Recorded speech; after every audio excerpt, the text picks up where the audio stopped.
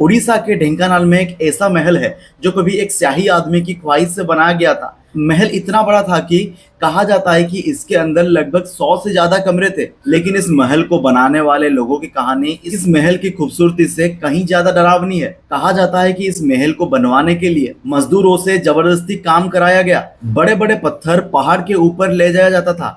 इस काम में हाथियों का भी इस्तेमाल होता था। लेकिन कहानी यहाँ खत्म नहीं होती। लोकल कहानियों के मुताबिक जो मजदूर इस महल को बना रहे थे उनमें से कई लोगों के साथ बहुत बुरा बर्ताव किया गया और कुछ लोगों की इसी कंस्ट्रक्शन के दौरान मौत भी हो गई।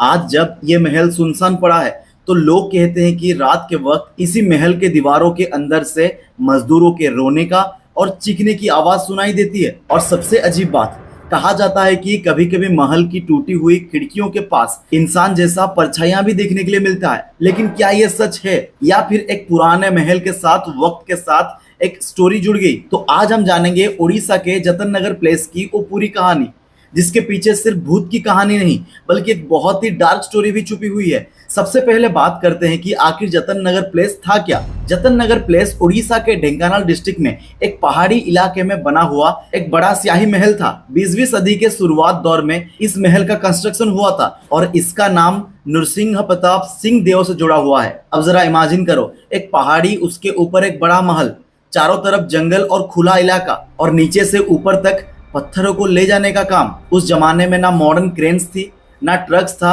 और ना हैवी मशीन्स। इतने बड़े महल को बनाने के लिए इंसानों और जानवरों की मेहनत पर बहुत कुछ डिपेंड करता था। और इसी कंस्ट्रक्शन से जुड़ी है जतन नगर की सबसे डार्क कहानी, मजदूरों की कहानी। कहा जाता है कि इसी महल के कंस्ट्रक्शन में फोर्स्ड लेबर का इस्तेमाल हुआ था, यानी मजदूर अपनी मर्जी से नहीं बल्कि जबरदस्ती काम करने के लिए मजबूर किए जाते थे। बड़े बड़े पत्थर पहाड़ी के ऊपर पहुंचाने के लिए हाथियों का भी इस्तेमाल किया जाता था। सोचो, तेज गर्मी, पहाड़ी का रास्ता, भारी पत्थर और ऊपर से जबरदस्ती काम। कुछ लोकल अकाउंट्स और पब्लिश्ड रिपोर्ट्स में ये क्लेम भी मिलता है कि वर्कर्स के साथ बहुत बुरा बर्ताव किया जाता था और कुछ लेबर्स की कंस्ट्रक्शन के दौरान मौत भी हो जाता था। और फिर आता है वो पार्ट जिसने जतन नगर को सिर्फ एक पुराना महल नहीं बल्कि उड़ीसा की मिस्टीरियस प्लेसेस की लिस्ट में भी जगह दे दिया। रात का जतन नगर। दिन में ये जगह जितना शांत नजर आता है, रात में इस जगह को लेकर कहानियां उतनी ही डरावनी हो जाती है। लोकल स्टोरीज के मुताबिक जब अंधेरा पूरे महल को अपने अंदर ले लेता है और आसपास कोई इंसान नजर नहीं आता, तब कभी कभी महल के अंदर से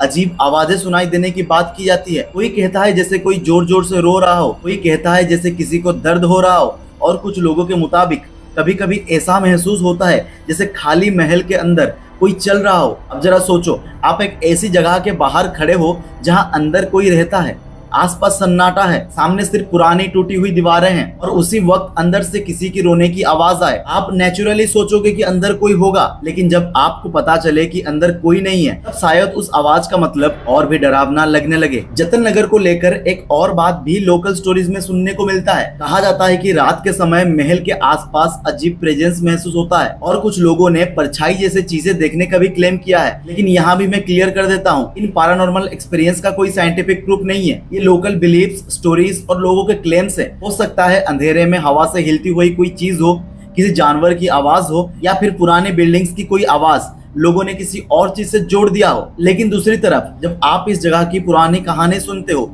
मजदूरों की और मौत और उनके साथ की हुई जुल्म की बातें सुनते हो, तो नेचुरली दिमाग में एक सवाल आता है, अगर सच में उन लोगों की जिंदगी यहाँ खत्म हुई थी तो क्या उनकी कहानी भी इस महल की दीवारों के साथ खत्म हो गया? आज जतन नगर प्लेस अपने पुरानी शाही दौर से बिल्कुल अलग नजर आता है। जहाँ कभी एक बड़े महल को लेकर सपने देखे गए थे, आज वहाँ भूत की निशानी दिखाई देती है।